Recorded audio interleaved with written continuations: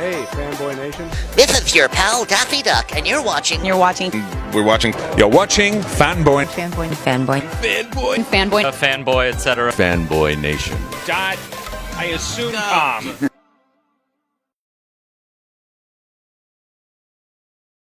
For a brief second, I thought, what a cool place. I love this guy's loft. And yeah, I wish it was mine, man, but it looks better than a stack of books behind me. Right. Yeah, that's rad. Listen, Al, it's great catching up. Two boys from San Francisco, although the Niners are killing me with this 2-3 record. I was just talking about it with the guy prior. It's because he was a Niner fan as well. Let's just talk about the Niners the entire time. This is a must-win game against Seattle on Thursday night, and it's going to be tough because Seattle has offensive trouble, but it's not in a great spot. We've started off rocky with, rocky starts in the past, but they got to make some choices, and defense is not looking great.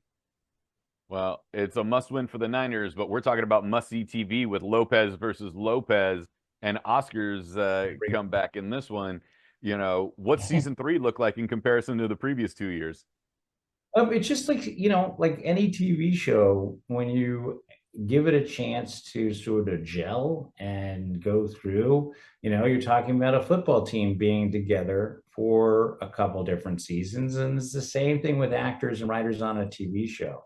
You kind of get good at working together, and you kind of figure out where each other are going to be, in terms of, to keep using this football analogy. So it's like, we figured out where we're going to be, and I'm third in Jawan. Well, the series has always been fun. Season 3, we're going into it. There's always new shenanigans. There's always something exciting. The 18th is rolling up on us quick. What's it look like? Well, not only for Oscar, but let's start with Oscar since we're talking to you. Type of shenanigans he's getting in through, and how has his character evolved over the past 2 years and now going into the third? I mean, the thing that remains true with this character is that I'm down for whatever mischief anybody wants to get into. So I have loose morals as a character, and if you want to pull off a small time con, I'm your guy. So I always like to think he's got a guy for every situation, or bad advice for every situation. So that's when Oscar comes in handy. So that's what you can look forward to, which is more of that. If you haven't seen the show and you're watching this, go to Netflix, catch up.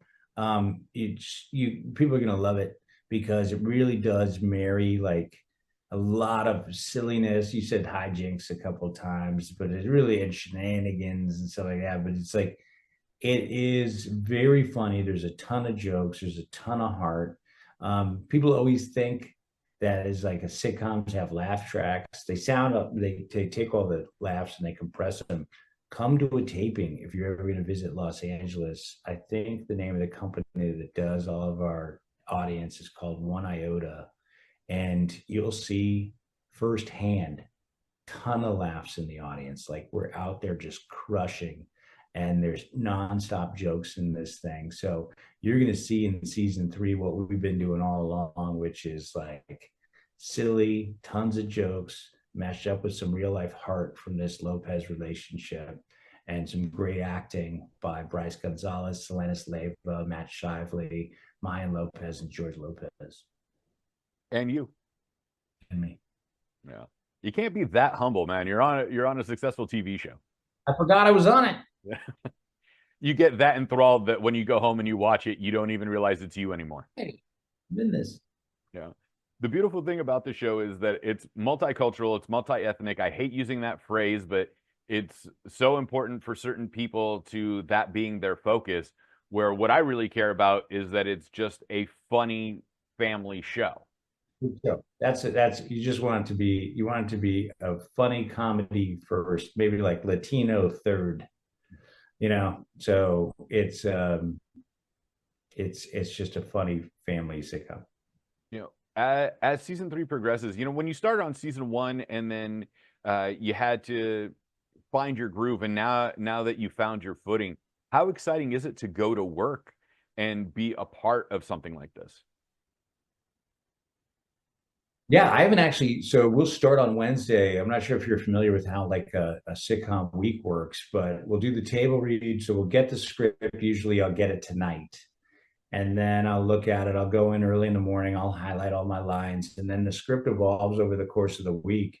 But then we get to put it up on its feet and we get to try different things during the run throughs. And then we record on Monday and Tuesday. So by the time it gets to Tuesday, they work out all the kinks in the script, but it's evolving over time. There's our input, there's producers, there's tons of voices involved.